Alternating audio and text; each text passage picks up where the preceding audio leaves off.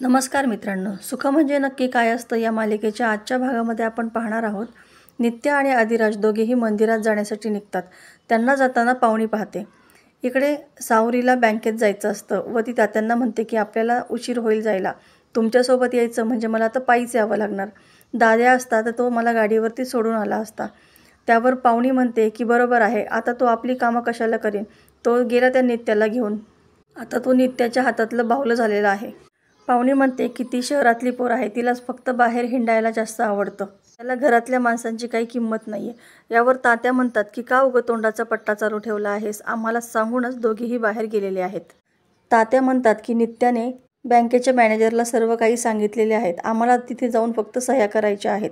दोघेही गेले आहेत पण आमची सर्व सोय लावून गेलेले आहेत. पाहुणी लगेच पुटपुटते, घरातली माणसंच सगळी फिरलेली आहेत.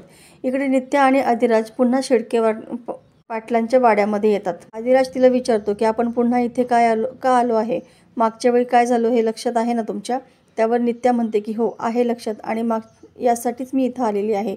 माईंनी या ठिकाणी तुळस लावली होती, मला हे तुळशी वृंदावन स्वच्छ करून पुन्हा इथे तुळस लावायची आहे, कारण ती पहिली तुळस चुकलेली आहे. त्यावर आदिराज म्हणतो की ठीक आहे, करा तुम्हाला काय हवं असेल ते, माझी मदत लागली तर मला सांगा, असं म्हणून तो चोफाळ्यावरती बसतो. नित्या इकडे तुळशी वृंदावन साफसफाई करू लागते. तिला तिथे कोरलेला मोरपीस दिसतो, ती त्याकडे एकटक बघत असते.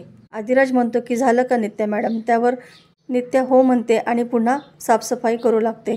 तुळशीतली माती उकरताना तिला आतमध्ये तुळशीची माळ दिसते. तुळशीची माळ पाहून तिला चंद्रसेन स्वामींचे शब्द आठवतात. ती माळ ती आदिराजला दाखवते. त्यावर आदिराज म्हणतो की काय आहे ते. नित्या म्हणते की नवीन धागा सापडला आहे.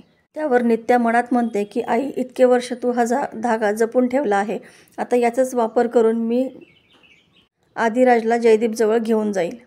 आता दोघेही घरी येतात. नित्या ती तुळशी माळ देवीसमोर ठेवते आणि देवीला बोलते की देवी, तू मला कधीच निराश केलं नाही. मागच्या जन्मी तू गौरीला जशी मदत केली, जशी पाठीशी होती, तशी या जन्मीसुद्धा तू माझ्या पाठीशी आहेस. तुळशी माळ देऊन तू मला खूप मोठा संकेत दिला आहे आणि मागच्या जन्मीच्या त्या व्यक्तीशी भेटण्याचा एक मार्ग मोकळा केला आहेस. आता दिवस संपायच्या आत या पुढचाही संकेत तू मला दे. कधी एकदा त्या व्यक्तीला भेटते असं झालं आहे मला. अशीच कायम माझ्या पाठीशी राहा म्हणते आणि तुळशीमाळ हातात घेऊन ती पुन्हा नमस्कार करते. हे सर्व पाहुणी बघते आणि पाहुणी घाईघाईने शालिनीकडे जाते व सर्व हकीकत सांगते.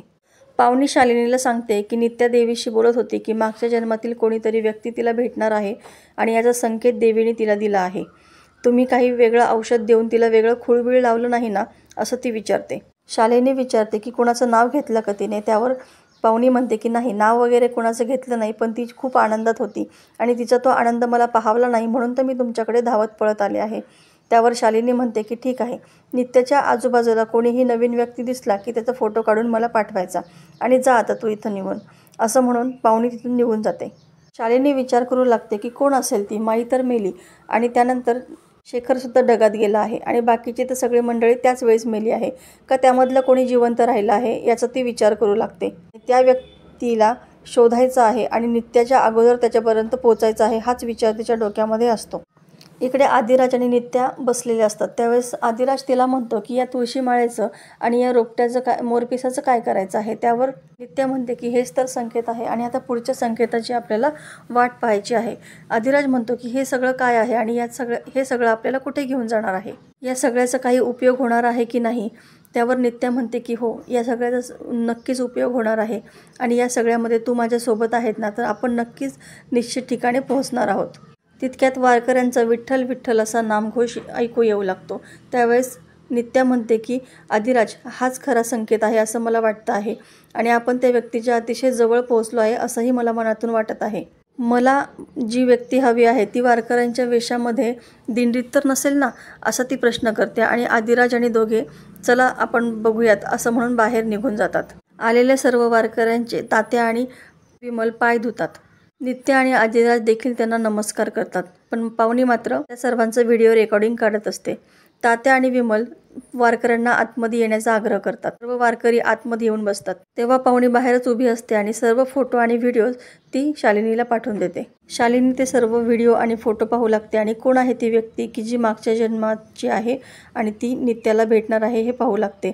इकडे वारकरी आतमध्ये तृप्त झालेले असतात आणि विमलला म्हणतात की साक्षात अन्नपूर्णा आहे तू, आम्ही चालणारे वाटसरू, आणि वारकरी त्यांना तू जेवण देऊन अतिशय धन्य केलेलं आहेस. त्यावर तात्या म्हणतात की उलट आम्ही धन्य आहोत की तुम्ही आमच्या या घराला तुमचे चरण लावलेत. विमल म्हणते की आम्ही खूप भाग्यवान आहोत की तुमची सेवा करण्याचा योग आम्हाला आला. त्यावर ते वारकरी म्हणतात की भाग्याचा हिशोब करणारे आपण कोण? तो सर्वांच्या भाग्याचा हिशोब ठेवतो आणि आपल्या मुखामध्ये विठ्ठलाचं नाव आहे हेच खूप आहे. ते वारकरी म्हणतात की करकटेवरी भक्तांचा तो कैवारी, उभा विटेवरी भक्ताचा पांडुरंग चुकलेला वाट दाखवतो, चुकलेला योग्य मार्ग दाखवतो आणि शिवभक्त असा पांडुरंग माथ्यावरती शिवलिंग धारण करतो. त्यावर नित्या मनात म्हणते की शिवलिंग म्हणजे महादेव, म्हणजे माझा अंदाज खरा होता.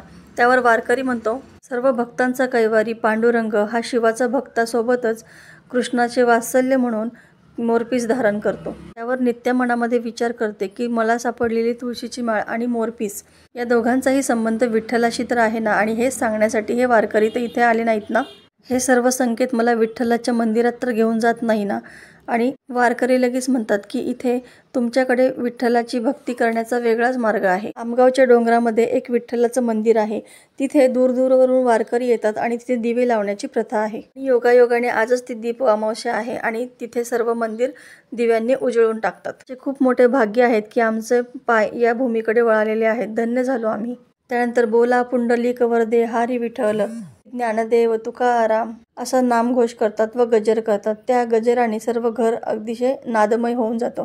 रात्री लगेच पाहुणी शालिनीला फोन लावते आणि सांगते की आत्ताच दोघेही जण एका मंदिरात गेलेले आहेत आणि त्याच ठिकाणी त्यांना कोणीतरी भेटणार आहे असं सांगते. त्यानंतर शालिनी लगेच कपाटातून बंदूक काढते आणि देवळाच्या दिशेने जाऊ लागते. इकडे नित्या आणि आदिराज दोघेही मंदिरात जातात व विठ्ठलाला मनोभावे नमस्कार करतात. शालिनी मात्र मंदिराकडे निघालेली असते. इकडे नित्या विठ्ठलाला नमस्कार करते व त्याला साकडं घालते की देवा, जगाची माऊली आहेस तू, तशीच माझ्यावर सुद्धा तुझी माया असेलच ना.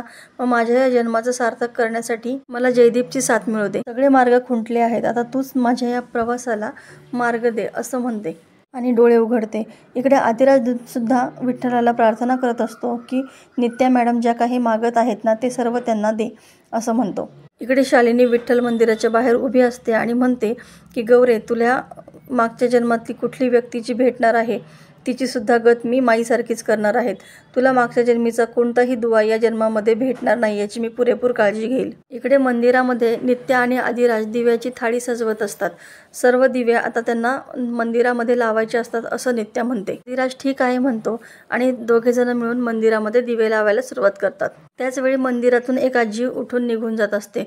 तेव्हा तिच्या हातातून काहीतरी पडतं आणि ते आदिराज पाहतो. तो एक अल्बम असतो आणि आदिराज त्या आजीला म्हणतो, ए आजी थांब, तुझं काहीतरी पडलं आहे.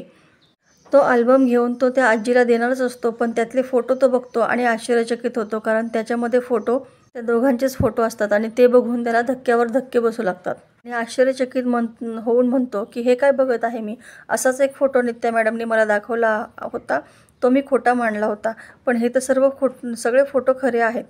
फोटो खोटा असेल पण बाकीच्या या सर्व फोटोंचं काय? मित्रांनो, पुढील भागामध्ये आपल्याला पाहायला मिळणार आहे की आदिराज त्या आजींना शोधत मंदिराच्या बाहेर येतो आणि शालिनी त्याला बघते आणि त्यावेळेस ती विचार करते की हा एकटाच बाहेर आला आहे, याचा अर्थ नित्याला नक्कीच कोणीतरी भेटला आहे. इकडे नित्या त्या आजींना आवाज देते आणि थांबवते, तर त्या आजी दुसऱ्या तिसऱ्या कोणी नसून अम्मा असतात. अम्मा नित्याला गौरी म्हणून हाक मारतात आणि नित्या देखील अम्मा असं म्हणते आणि दोघी एकमेकांना मिठी मारतात.